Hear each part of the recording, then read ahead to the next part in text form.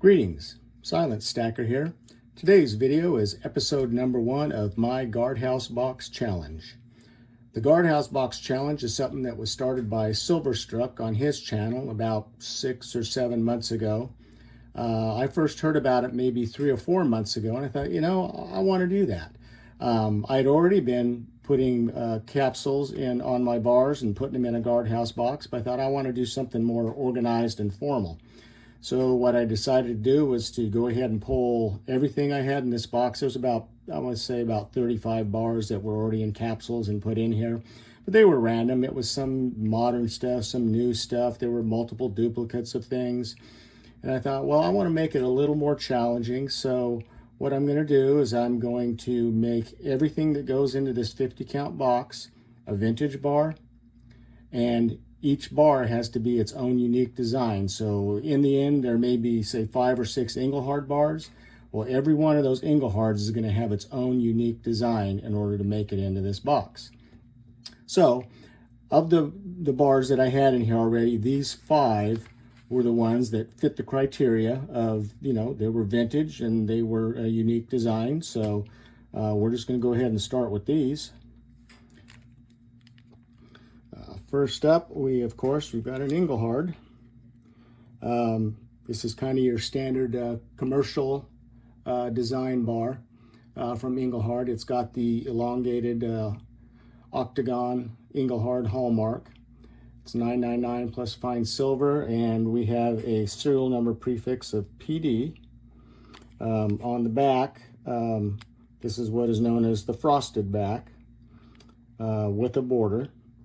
I'm not sure if you can see this in the video, but we got some really nice looking gold toning here and some blue up here around the edge. Toning on this side, not too impressive, but anyway, this was a unique bar. From what I could look up on allengelhard.com, that serial number prefix combined with this design puts this into about an early 1980s production. Roughly 800,000 of this particular style of bar were minted. So that'll be number 1.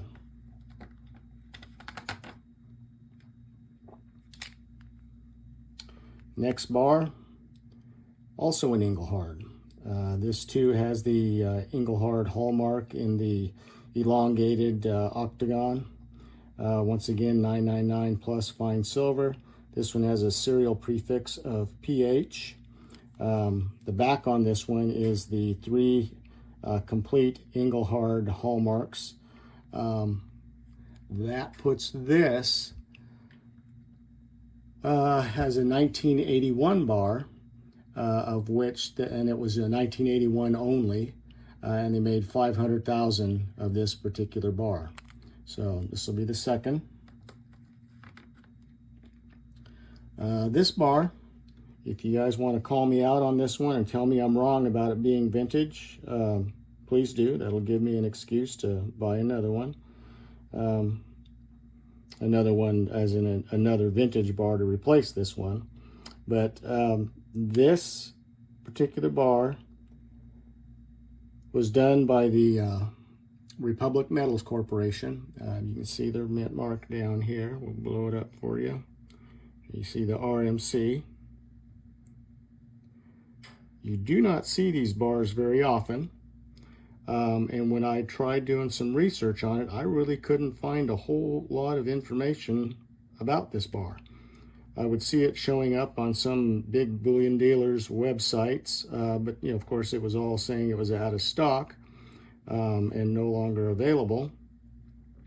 But it certainly looks vintage to me. And when you try to find these for sale anywhere online, they are extremely tough to find. And when you do find them, they usually want a good amount of money, anywhere from, say, $60 to $100, depending on where you're buying it from. And so anyway, if you guys know that this is not actually a vintage bar, let me know, and I'll be happy to replace this one. But Republic Metals Corporation, they filed for bankruptcy back in 2018. Apparently there was some big snafu with their gold inventory, total being off by like $100 million. And long story short, they filed for bankruptcy at that time.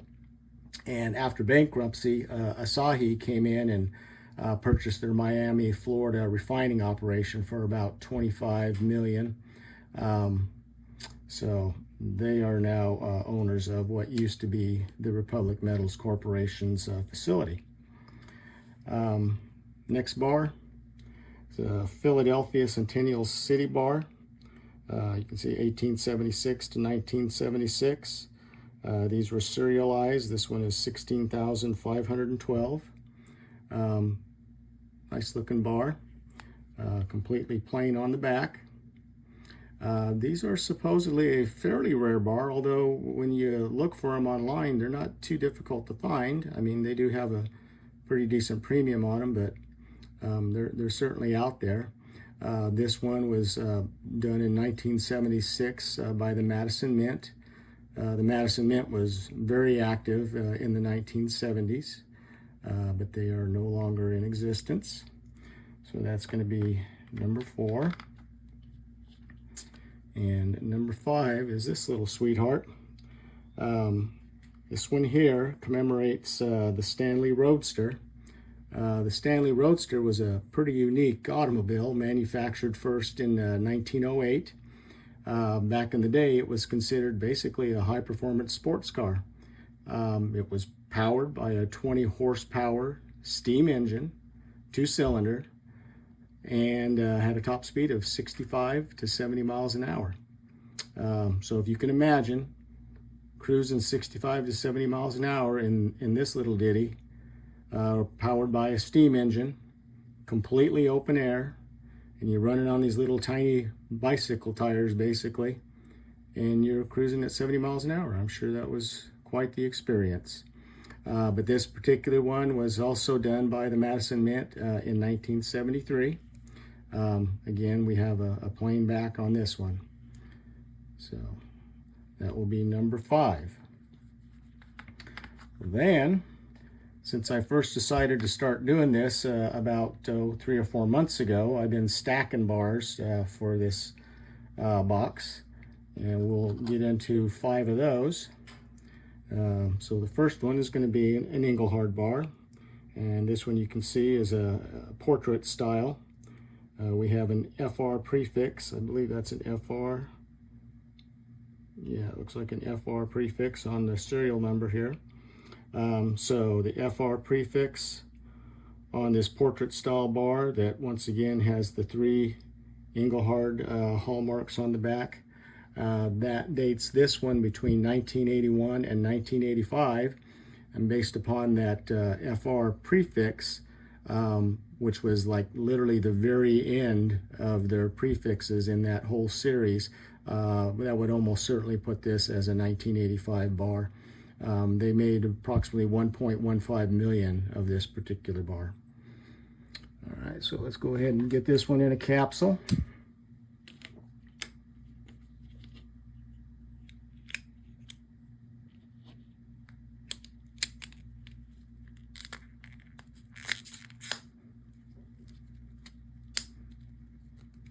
All right, take one last look at it before we stick her in there.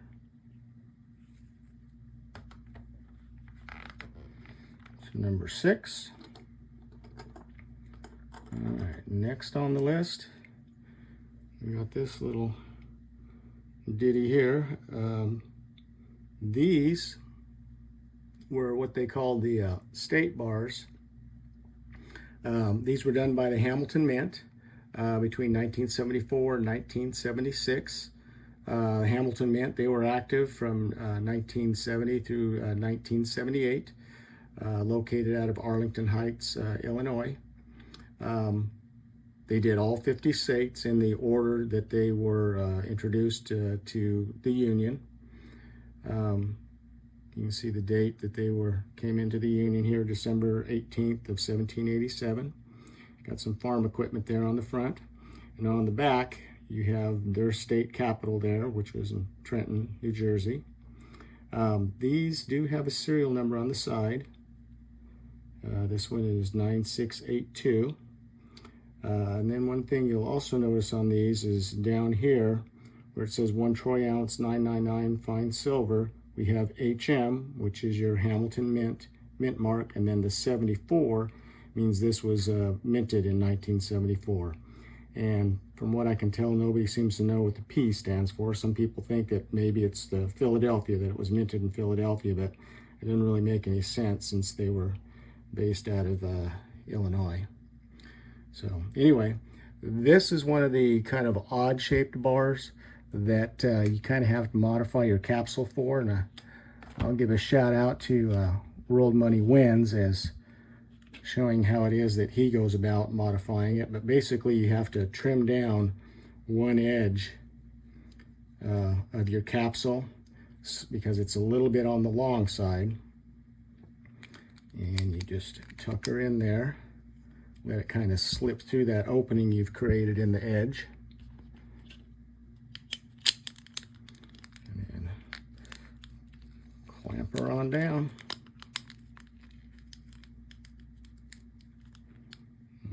Go. Get that in there. Next bar is a Wyoming state bar from the same series. As you can see, they were the 44th state to be entered into the Union, July 10th of 1890. And there is their state capitol building on the back. Cheyenne, Wyoming. This has a serial number on the side as well, 12,284. This one is also, however, marked with 999 fine silver, and then these 4 different hallmarks here that are really difficult to see because they're super tiny. But we have a C, and then we have the HM, Hamilton Mint. This is a 76, so it was minted in 1976, and once again we have that mysterious P. So we don't know what the C or the P stands for, but that is repeated here. We have the 999 fine silver, the Hamilton Mint, and the 76P. So this one was minted in 1976.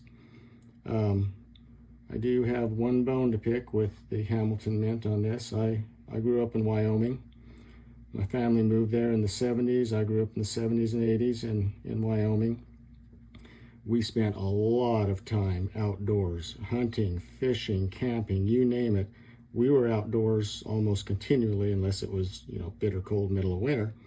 But I can tell you this, not once did I ever see a bighorn sheep, ever.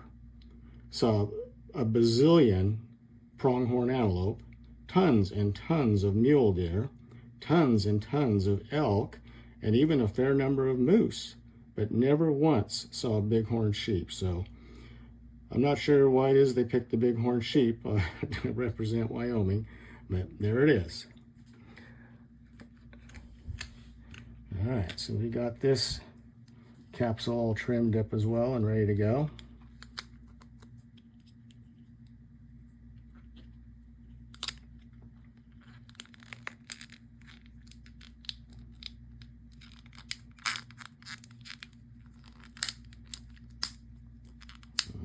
Okay, we got that one in there good. One last look. We'll get that in the box.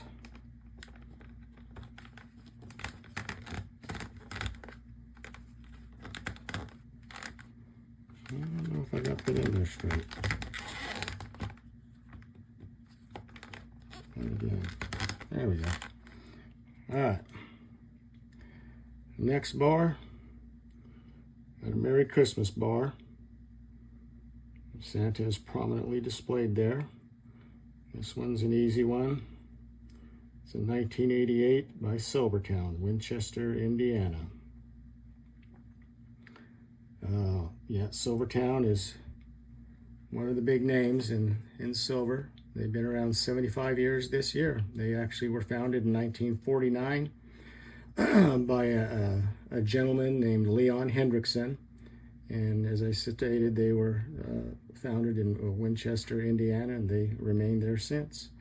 But yeah, they're a big name. I like their stuff.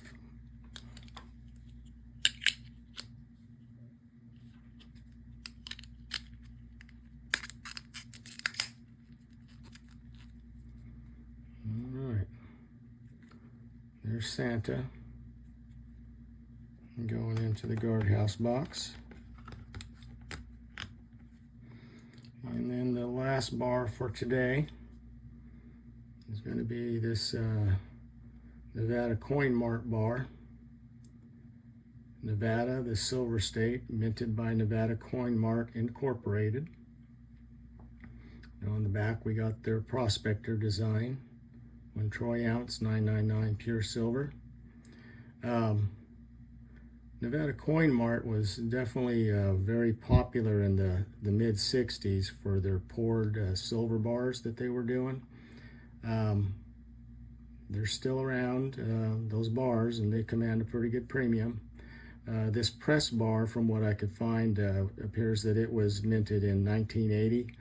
I don't think they're particularly rare because you can find them fairly easily on eBay and Etsy, places like that. In fact, Apnex is currently selling them for $98.89. They do state that, you know, obviously they're no longer being produced and that they are guaranteed by the Constitution Mint Incorporated. So I'm going to have to assume that that would imply that Nevada Coin Mart contracted with Constitution Mint to have these bars done. But they're popular bars, and they do command a pretty good premium.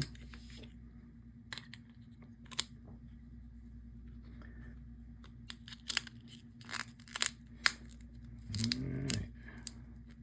I don't know about you guys, but I love that creaky, cracky sound that these Air-Tites make when you seal them up. There we go, and that's number 10 in the Guardhouse box. So, and that is all I have for you today. I appreciate your time and thank you for watching.